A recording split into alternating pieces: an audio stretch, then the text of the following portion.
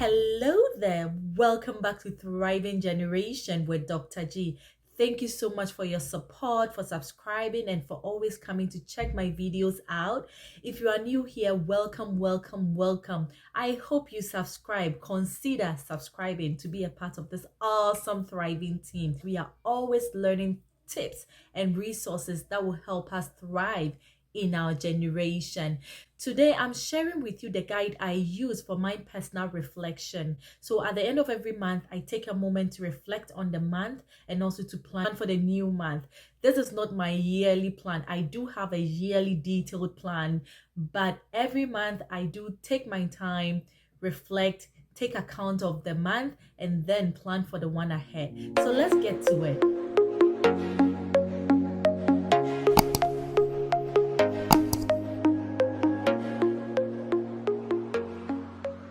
So before I get into the tips, I would recommend that you start this off by blocking some time. Okay, I would recommend at least 1 hour for this reflection. Why should you block some time? It will help you focus. Take your time to think. It's okay if you don't have time and you have to do it in between shifts or in between breaks here and there. That is also fine. But I recommend that you spend maybe 30 minutes to 1 hour just devoted to reflection. And then the second thing I need you to do is to get a notepad. Why should you get a notepad? It's important you write them down. Writing helps you think more. Writing will give you the opportunity to come back later, to refresh your mind, to see how you are doing in terms of progress, and also to celebrate when you finally achieve your goals for the month. Once you have your time blocked and then you have your notepad ready, go ahead and write these down. So my first tip number one, is to write out your goal for the previous month you are reflecting on.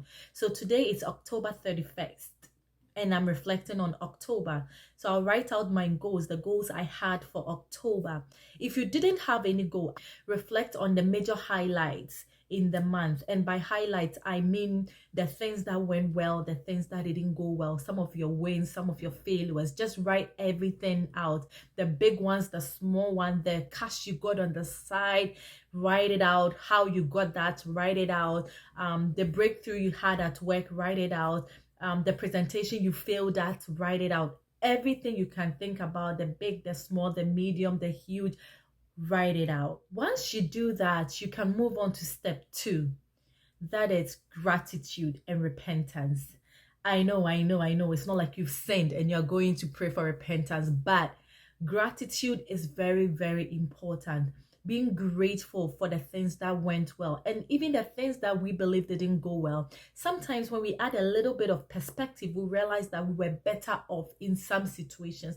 Not always, but do give thanks for the things that went well. So go through the list and give thanks to God for all the awesomeness you are seeing, and also to the people who helped you with some of the wins that you've written. And then the repentance part, note the people you have to apologize to.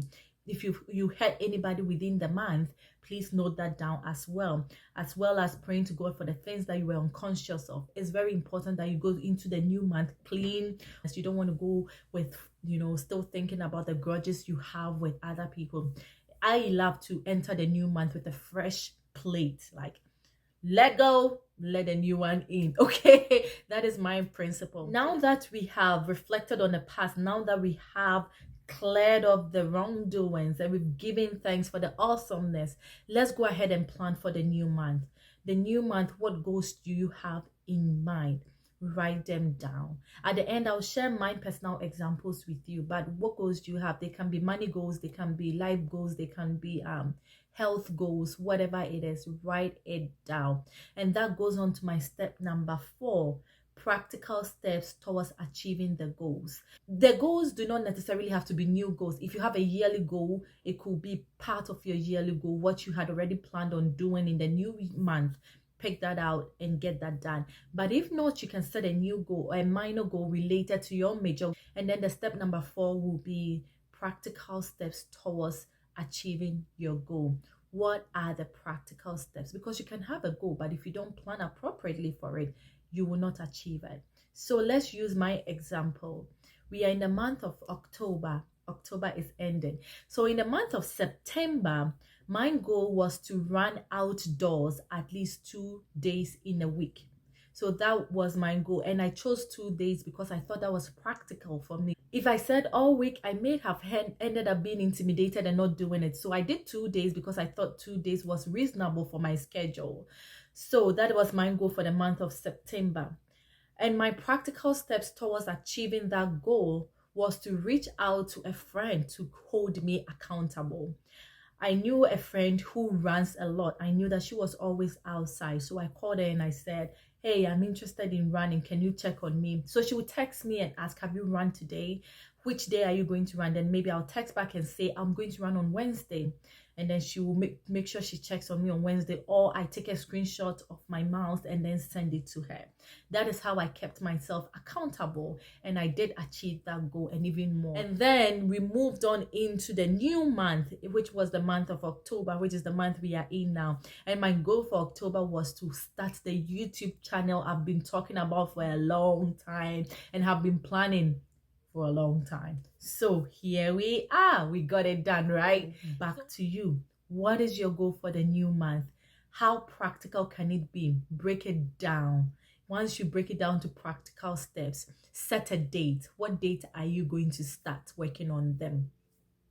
And do start. Thank you so much for joining me this week. I look forward to seeing you again in my next video. Get out there and thrive.